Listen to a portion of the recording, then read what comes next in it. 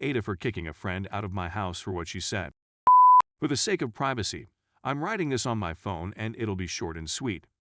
I invited 2 female friends over earlier today to watch a game and catch up since social distance restrictions have been loosened a bit in my neighborhood. We're all in our early 30s, and because we're all women. One of my pals, let's call her A, has been going through a rough patch the last several years. Tragically, she lost her husband last year.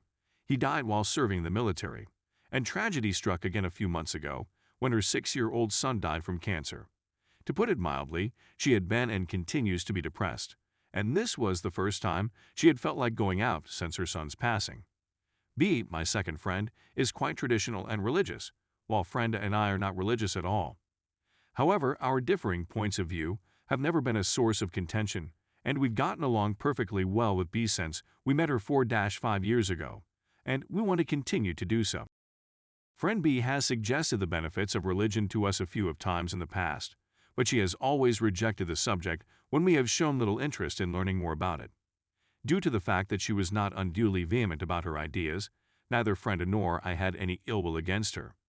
Then we can discuss about what occurred this morning. We were listening to friend A pour out her heart and doing all we could to comfort her while also offering a shoulder to cry on ourselves. The friend wailed, "I don't know what I did wrong in my life to deserve to lose her husband and child." Buddy B answered very immediately, "Rest assured, that is the case. God punished you as a result of your refusal to embrace God and the Bible as part of your life. Is it possible to hold him responsible?" Friend A couldn't help but gaze at her in disbelief. I completely botched it. When I saw her, I yelled at her, saying that what she had said was very improper and harsh. Then I got up, opened the front door, and told her to leave my house and not to contact me again for the rest of her life. Although she sought to backtrack and explain that she wasn't intending to be harsh, I wasn't having any of it. Again, I yelled out loud, "Please leave my premises immediately. Please don't make me throw you away like trash." She groaned and turned to walk away. Brenda was crying at this point, but she expressed gratitude to me. We continued to converse, and she soon became calm.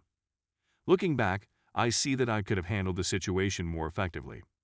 Neither Brenda nor I were expecting Buddy B to say anything as outrageous as that. I'm not sure whether I responded too quickly or not. AITA. Edit. I had no idea this would go viral as quickly as it did, and I'm appreciative for all of the comments, messages, and compliments that have come my way. I'd want to explain why I feel I may have responded inappropriately. I've always considered myself to be welcoming and appreciative of other people's points of view and thoughts, and I still do, no matter how extreme. In this situation, I was forced to behave in a way that, in my perspective, did not reflect well on me as a tolerant person, since I did kick someone out of my house for saying something I thought was wrong, but which was nevertheless a part of their belief system. This is why I requested feedback from Redditors, since I am plainly unable to be neutral in this situation. Thank you very much to everyone for their ideas. Update. Since the incident occurred a few weeks ago, I'll start by adding that ex-friend B did not apologize to friend A for what she said.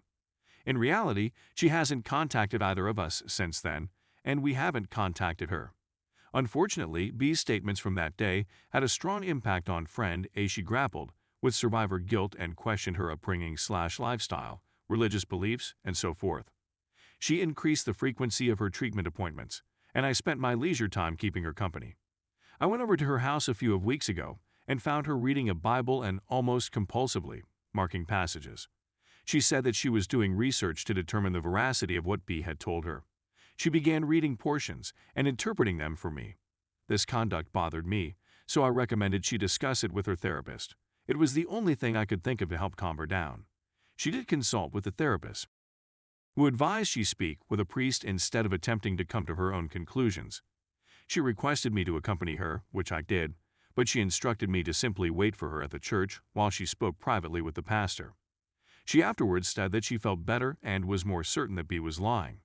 She also seemed calmer, so I assumed the chat had helped her.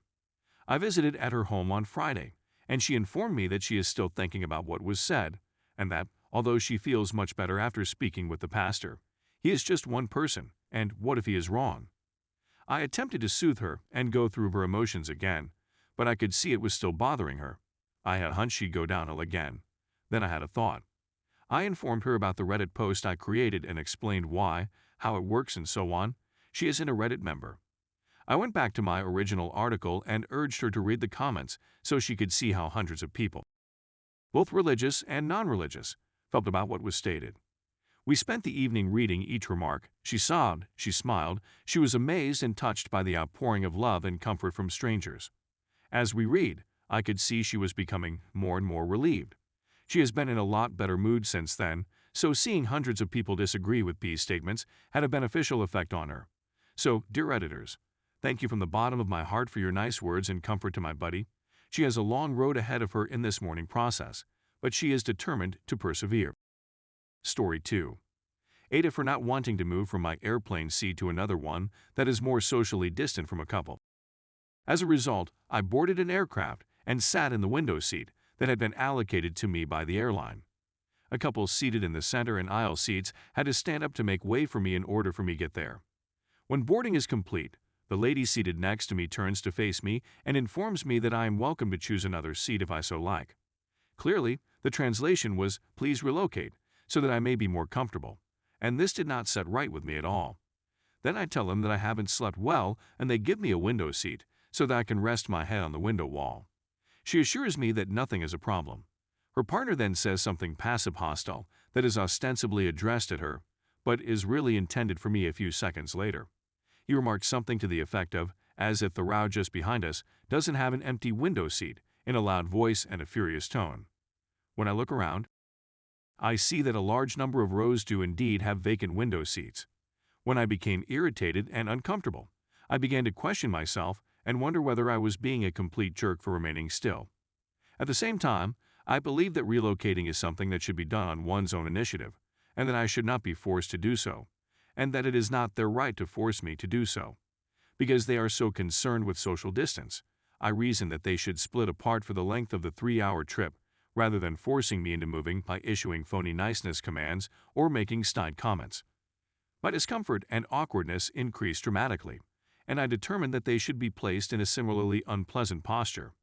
As a result, I turned to face them and observed, "You both seem to be uncomfortable.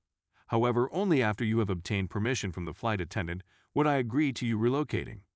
The girlfriend becomes uncomfortable and says, "It's okay, you can remain," but the boyfriend responds, "Okay, I'll speak with the flight attendant when she comes by." He found himself in a difficult situation, because if he did, that he would come off as strange for asking for me to be relocated, and he would run the danger of being labeled a racist since I'm brown. So he just opted not to do it, and we sat together for the remainder of the plane ride. I was concerned that getting caught up in the emotions of the moment could have impaired my ability to make sound decisions. AITA,